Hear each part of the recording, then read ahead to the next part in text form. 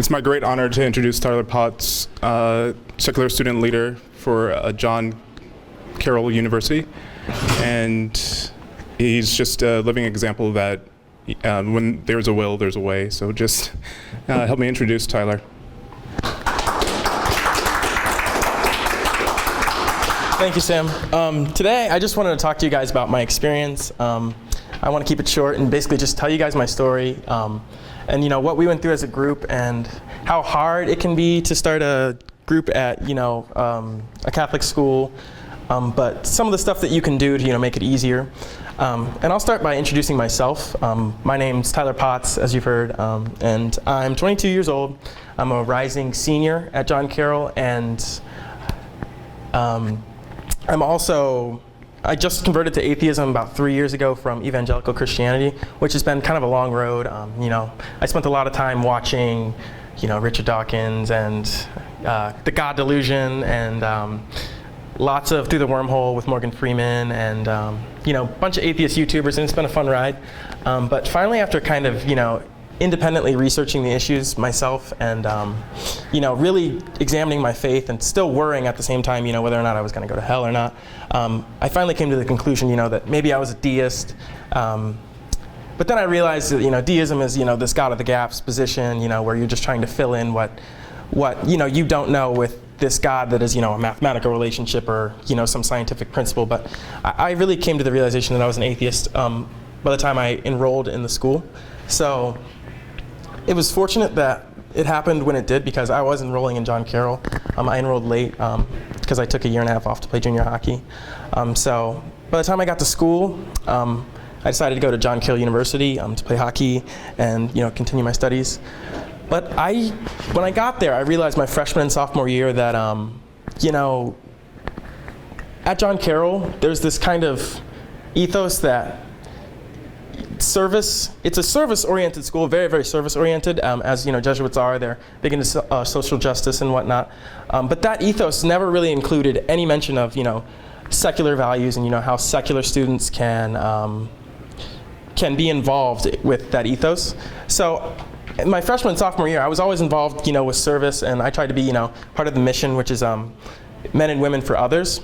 But there was just no outlet for people with secular values. So then in my freshman and sophomore year, I decided, we really need to, I guess as a school, create an outlet for people of non-faith backgrounds. So it was last time this year, actually, that I contacted Sam, and he was very, very helpful.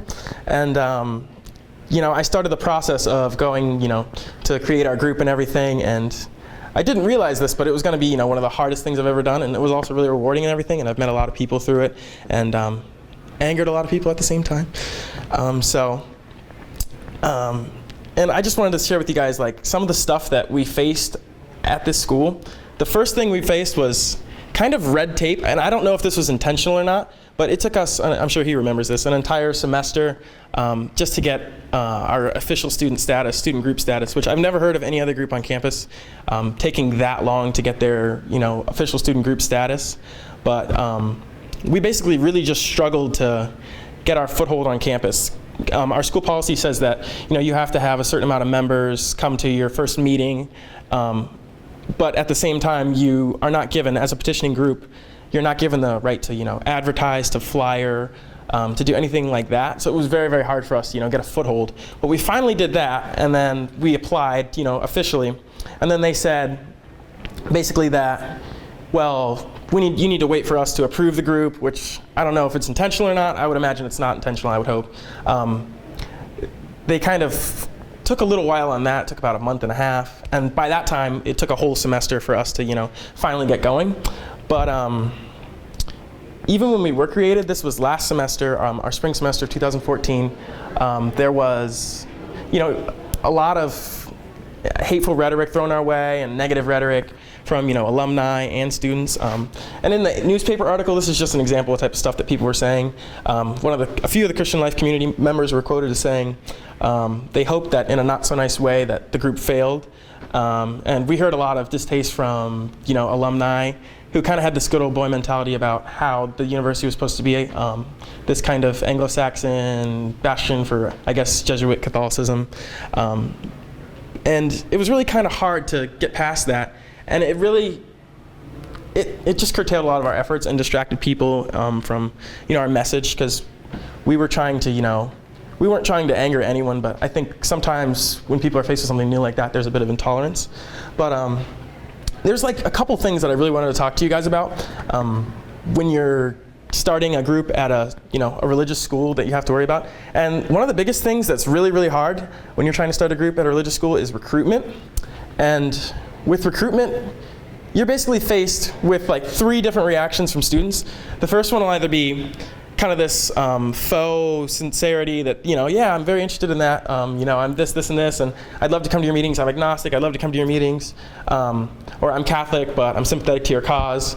And you'll never see those people again. Or you'll have people who are like, they kind of laugh you off, like, I can't believe, is this really a thing? Like, I can't believe on our Catholic school, that this has been able to happen. I can't believe that, the administration will let it happen, the student activities office will let it happen. Or there's people who are genuinely interested, and they're few and far between.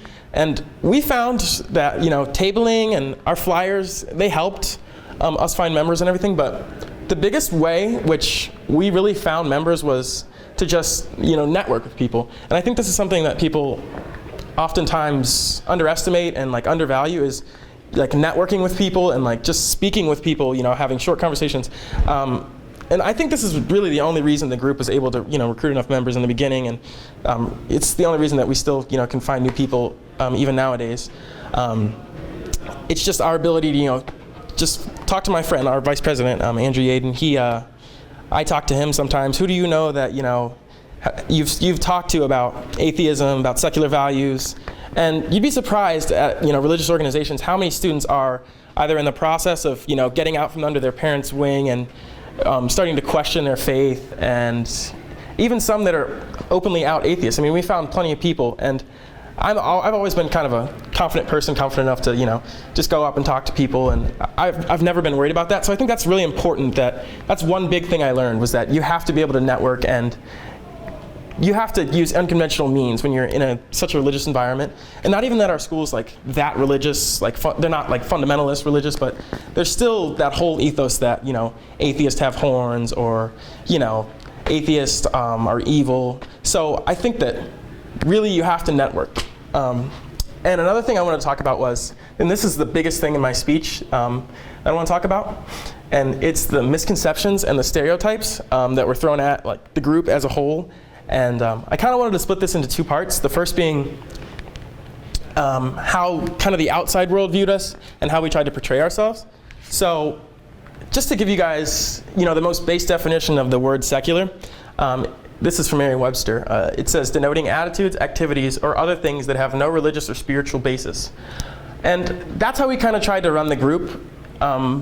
It wasn't just an atheist group, which is sometimes I think that we make the mistake of making our groups about atheism specifically, but it was about how do we encompass religious students who are interested, how do we encompass non-religious students, how do we encompass we even have Wiccans in the group and deists, so we have everyone in the group. So we really had to make a concerted effort to make sure that our message was very neutral, and it wasn't a message that was going to alienate people from us. And we made sure that sometimes as groups, you want to rebuke religion, and you want to say this and this and this is bad about religion. It's you don't want to call them gullible or anything like that. So we really had to make sure we didn't do that. And just to give you guys an example of this, like if we were tabling in the lobby, you can't have in the lobby of our school it's right next to the church, our student union lobby. So you can't have anything that says anything even that could be interpreted as provocative when we're tabling. So what we elected to do was kind of point out examples of even religious people like Barry Lynn working with secular people to fight for separation of church and state. And that's what we really focused on, was science, separation of church and state, and not necessarily always just outright humanism or atheism. So we would present information on the age of the earth, evolution, things of that nature, and we would often highlight, like I just said, Barry Lynn and how he's an ordained minister in the United Church of Christ, yet he still fights just as hard for separation of church and state. So I think the biggest thing that I learned was that the religious are not your enemy, and there are some people who are willing to work with you, and of course probably the vast majority aren't willing to work with you, but when you're navigating in such territory, you really have to be careful of what you say. And internally, like at our meetings, we always tried to make sure that it was very ideologically neutral too as well. Not that you weren't allowed to give your opinion or anything like that, but I mean, individual members were more so free, but I tried myself to never, because I'm an atheist, I would never promote just my overt atheism, over anyone else's beliefs. Because we had people, we had Catholic people, Wiccans, deists, atheists, agnostics. We had the whole kind of spectrum. So we always tried to, if we were discussing something, we always tried to keep it within a certain ideological boundary that was, free, but we were never trying to endorse one thing or another. And to kind of wrap it up, I think that when you're dealing with a lot of controversy and a lot of negative press and negative students in general who are like bearing down on you and want your group to fail, I think you really have to just stay focused, and it can be really nerve-wracking, and I know for me it took an emotional toll on me at times, and it's a lot of work, and for a good part of it I was doing a lot of it by myself, but I think that if you have a will and you're willing to embarrass yourself a little bit and stick your neck out there for failure, you'll do just fine. And I think that's really what I learned, and I appreciate you guys. Thank you. And if you guys want to ask questions, I try to keep my speech pretty short. Oh, yeah. Because I don't. Does anybody have any questions here? Yeah. So you mentioned that you have people in the group who aren't necessarily just atheists, which seems to happen in a lot of groups, but I'm guessing it's even more important at a religious college. It is, yes. I don't know, can you speak to how you incorporate those people and welcome them? Yeah, it's a really hard thing to do because I'm like a firebrand atheist, and I want to just go crazy like Dave Silverman crazy, but I guess at meetings we always try to set aside time to first kind of talk about our views on things. Like at our first meeting, for example, we had just standard stuff. We had everyone introduce each other, and then kind of talk about their beliefs. And then like the next meeting, we would do something where we talked about as your belief goes, what has been your experience with say hatred in the school? If it was say someone who's like of a pagan religion, which is you don't see a lot of it, but we would just really try to set aside time to make sure that students could express themselves. And like we're planning a debate series. This is another example of how we kind of try to incorporate those students. We tried to kind of shy away from stuff that promoted atheism and just outright saying. So we would have to word our questions kind of like really ambiguously, but stuff like that. It's linguistic changes and everything, and trying to just remain neutral as much as possible. But there's still obviously bias. It sounds like it was really rough. I went through a similar situation at a small private school myself. I'm wondering, at a Catholic school, it seems like there might be room for a group or an emphasis on critical thinking and wisdom, and some of the philosophical tradition of the Catholic Church itself involved a lot of debate. And Thomas Aquinas goes into infinite and very orderly detail about these issues that you would likely talk about in meetings.